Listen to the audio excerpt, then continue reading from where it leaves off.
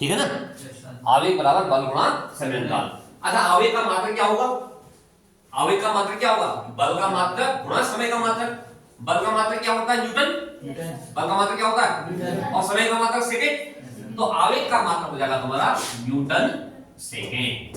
Newton second लिख लो। आवेग का मात्रक न्यूटन सेकेंड। आवेग का मात्रक क्या होगा? Newton second. तो अगर आपसे पूछा जाए कि आवेग से क्या पता चलता है, तो आप कहेंगे वेग में परिवर्तन का पता चलता है। संवेग से क्या पता चलता है कि वस्तु गतिमान अवस्था में है या नहीं है। आवेग का एक और उदाहरण दीजिए आप। और आपने सबने वो किया है। आवेग का एक और उदाहरण दीजिए आप, सब जानते हैं, सब जानते हैं। जब एक बहुत बड़ा बल्ब बहुत छोटे समय लगा, जैसे बताओ, कील को ठोकना हथौड़े से। एक कील को मैं इस दीवार में ठोक रहा हूं, ठीक है, मैंने कील पकड़ी, दीवार में ठोका, तो एक बहुत बड़ा बल्ब लगा रहा हूं मैं, हथौड़े जोर से चला रहा हूं और बहुत कम समय के लिए लग रहा है, खट कील में टच करेगा, समय बहुत कम है, बल बहुत बड़ा है, तो उस बल और उस समय के गुणनफल को क्या कहेंगे? आवेग। और उसके कारण क्या होगा? कील अंदर चल जाएगी, कील अंदर चल जाएगी। पहले कील कैसी थी? स्थिर अवस्था में। पहले कील है ना स्थिर अवस्था में, फट मैंने ठोका तो गतिमान अवस्था में आएगी, तभी तो अंदर जाएगी, तभी तो अंदर जाएगी। तो वेग में परिवर्तन का पता चलेगा। ठीक है, ठीक है। तो आवेग क्या होता है ये मैंने बताया आपको, और समय क्या होता है ये मैंने आपको बताया। अगला टॉपिक लिखिए, अगला टॉपिक, न्यूटन के गति के नियम। न्यूटन के गति के नियम, ये बहुत इंपॉर्टेंट है। न्यूटन के गति के नियम। न्यूटन वॉज ए साइंटिस्ट, वैज्ञानिक थे। कौन थे? वैज्ञानिक। आपने सुना होगा कि एक पेड़ से एक फल गिर रहा था, एप्पल, और वो बगीचे में बैठे हुए थे। उनके दिमाग में बात आई कि ये पेड़ से जो फल गिरा वो जमीन में ही क्यों गिरा, ये ऊपर में क्यों नहीं गिरा। वहीं से उन्होंने क्या करते हैं जो है बहुत सारी चीजें खोज डाली। तो न्यूटन ने गति के संबंध में तीन नियम, कितने नियम दिए? तीन। Number 1, number 2, number 3। नंबर 1 पहला आपको मैंने हल्का सा पहले बताया था, नंबर 1 जड़त्व का नियम, इसे कहते हैं न्यूटन का प्रथम नियम। न्यूटन का प्रथम नियम, प्रथम नियम। दूसरा नियम द्वितीय नियम, ठीक है, और तीसरा तृतीय। पहले नियम को हम कहते हैं जड़त्व का नियम। क्या कहते हैं? जड़त्व का नियम। जड़त्व का नियम, जड़त्व का नियम।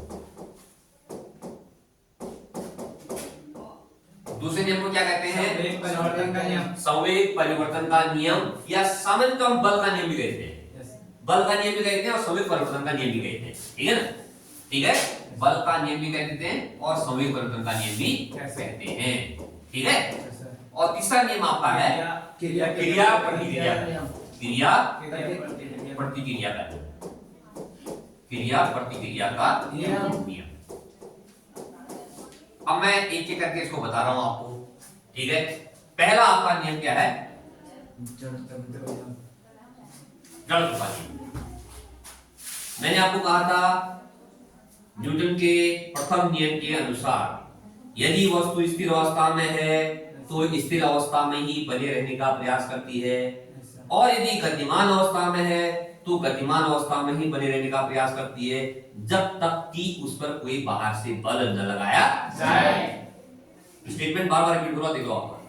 यदि कोई वस्तु स्थिर अवस्था में है तो स्थिर अवस्था में रहने का प्रयास करती है, और यदि गतिमान अवस्था में है तो गतिमान अवस्था में रहने का प्रयास करती है, जब तक कि उस पर कोई बाहरी बल न लगाया जाए। इसे कहते हैं जड़त्व का नियम। अब आता आपका दूसरा नियम, आता आपका बल का नियम या संवेग परिवर्तन का नियम। किसी वस्तु पर लगाया गया बल, दूसरा नियम आता, किसी वस्तु पर लगाया गया बल है, उसके संवेग परिवर्तन की दर के बराबर होता है। F बराबर dP/dt। जब हम दर कहते हैं ना, इसका मतलब समय के सापेक्ष। किसके सापेक्ष? समय के सापेक्ष। ठीक है, तो मैं यहां पर फिर इसको ले सकता हूं। द्वितीय नियम के अनुसार किसी वस्तु पर लगाया गया बल उसके संवेग परिवर्तन की दर के बराबर होता है। जहां P क्या है? संवेग। P अभी मैंने बताया था संवेग।